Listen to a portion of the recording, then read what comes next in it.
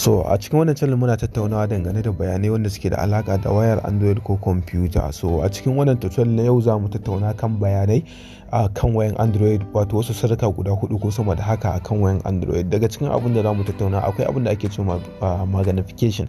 Wato magnification shine wanda zai baka damar da zaka iya zooming na screen ɗinka kamar yadda muke gani na kan wayanka, wanda zaka ga dukkan wasu abubuwa kwalla kamar yadda muke gani a nan wajen.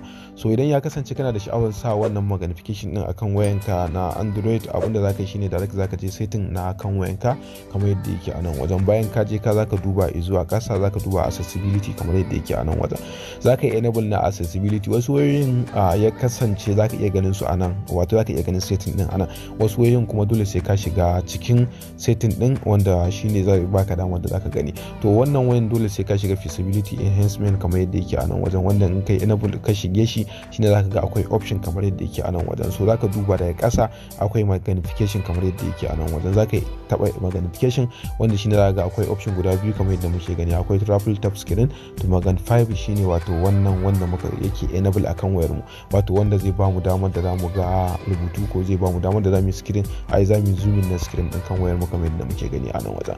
So idan ya kasance muna da sha'awarsa mun shiga zai kasance na off ne kamar yadda muke gani a nan. So za mu enable din shi ta hanyar kunna shi, wanda mun kunna shi ne zai bamu damar da za mu zoom in na screen din mu kamar yadda muke gani a nan wajen. So wannan kenan. So sai kuma bayani na gaba, wato yadda za mu yi cropping na hoto ba tare da mun yi amfani da application ba. Kawai abin da za mu yi shine za mu shiga Chrome na kan wayar mu kamar yadda yake a nan wajen. Za mu je wajen searching, wato wajen nan wajen rubutu za mu rubuta remove background, ko kuma za mu rubuta remove.bg sai mu go, wanda shine zai bude mana website kamar yadda muke gani ana. Daga nan zai bamu option da zamu yi uploading na hoto, wanda muna tabawa direct zai bamu option da zamu yi cropping na hoto ba tare da mun yi amfani da application ba ko na makamancin wannan. So wannan website zai taimaka matuƙa wajen ba wa mutane damar yin cropping na hoton su ba tare da sun yi amfani da application ba kamar yadda zamu gani akan wannan hoton. So kun ga cikin kankanin lokaci ya bamu option mun yi cropping na wannan hoton. So daga nan muna iya yin downloading na shi wannan hoton, gashi ya riga da ya zo. So wannan kenan. So sai kuma bayani na gaba. Bayani na gaban shi ma za mu shiga Chrome na kan wayar mu. Idan mun shiga Chrome za mu je wajen searching, wato idan muna so mu gano irin ayyuka da muka yi da wayan mu, ko kuma ayyukan da wani yayi da wayan mu, ko kuma za mu iya karban wayan wani ma mu iya ganin ayyukan da yake da wayan shi ko kuma inda yake shiga da wayan shi. Abin da za mu yi bayan mun shiga Google Chrome, mun shiga wajen searching, za mu rubuta my activities kamar yadda yake a nan wajen. myactivities.google.com kamar yadda muke gani a nan wajen, exactly kamar yadda muka rubuta hakan nan. Za mu taba sai mu taba go, wanda shine zai ba mu option kamar yadda muke gani a nan. So daga nan akwai my activity kamar yadda muke gani. Wannan mun taba shi shine zai bude mana kan Google din mu, ko kuma zai bude mana kan wato dashboard na shi wannan my Google activity din. Amma kafin shiga wannan abin dole ya kasance akan Chrome ɗinka kai login na email address, wanda shine zai baka damar da zaka ga wannan activities din kamar yadda muke gani a nan wajen. So bayan ya bude mara kai satin zaka duba zuwa kasa. Daga nan za mu ga cewa gashi a nan za mu ga daga nan wajen gashi a rubuta mana today, gashi some activity might not appear yet. Wato yanzu da muke wannan abun ba za mu samu dama da zamu ga presently abin da muke ba, har sai mun sauka mun sake da sannan zai ba mu dama. To daga nan dai gashi an ce today ga ayyukan da muka yi. Mun ziyarci welcome to my activity kamar yadda muke gani.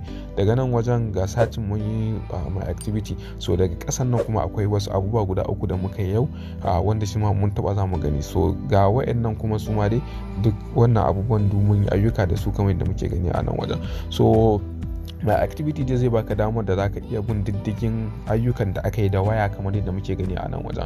Wannan yesterday, wato irin abubuwan da aka yi ko kuma ayyukan da aka yi da waya, da wannan wayan jiya kenan. Gashi shi ma duk zamu iya bibiya ko kuma zamu iya ganowa irin wuraren da aka shiga da ita wayan kamar yadda muke gani a nan wajen. So wannan my activities zaka iya binciken abubuwan da ina tsammanin har last month ko kuma har wajen wata 2 baya zaka iya bincike da shi wannan my activity din. So wannan kenan. So sai kuma bayani na gaba, wanda shi ma ya kasance zamu iya aiki da Chrome ko kuma zamu iya aiki da wato Firefox, duk kuma ana iya aiki da wayannan abubuwan. So mun shiga Firefox na kan wayar mu, mun shiga Firefox na kan wayar mu zamu yi add new wato tab. Mun yi add new tab kamar yadda muke a nan, zai ba mu damar da zamu shigar da address. So wajen shigar da address mun zo zamu rubuta file kamar yadda muke gani a nan wajen file, sai mu rubuta kamar yadda muke gani, sai mu yi slash sai mu sa storage kamar yadda muke gani a nan wajen storage, za mu rubuta storage slash emulated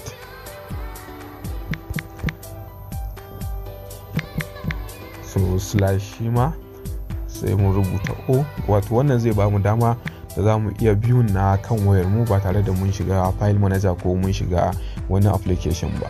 So ta nan ko da misali mutum ya yi hiding na abu akan wayarsa, kana iya da samun damar da zaka ga wannan abin da ya boye kamar yadda muke gani a nan. Wannan dukkan fallodi ne wanda suke akan wayana, da wanda suka yi hiding da wanda suke a bayyane muna iya ganin su kamar yadda muke gani a nan. Sannan wayannan hotuna ne da suke kan wayana. So a nan da du za mu iya samun damar da za mu buɗe dukkan wani abu da yake kan wayar mu, daga bidiyo, hoto, document, duk muna iya buɗewa kamar yadda muke gani a nan wajen. So bari mu je mu nuna ko kuma mu buɗe wasu hotuna kamar guda 3 daga kan ita wannan wato file Firefox din. So daga nan akwai hoto gashi a nan wajen mu buɗe shi. So nan ma za mu ga akwai ga wasu hotuna a nan, su ma dai duk muna iya samun damar da za mu buɗe su.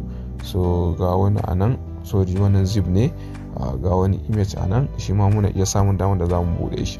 So ta nan du za mu iya samun damar da za mu buɗe dukkan wasu abubuwa da suke da akan wayar mu, hatta hoto, document, bidiyo da dukkan sauran abubuwa makamantan wayannan.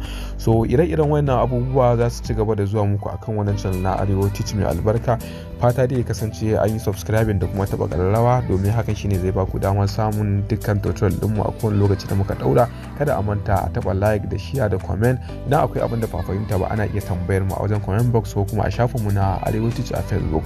So anan zamu dakata, sai mu haɗa wani tutorial insha Allah. A kasance da Arewa Teach a kowane lokaci.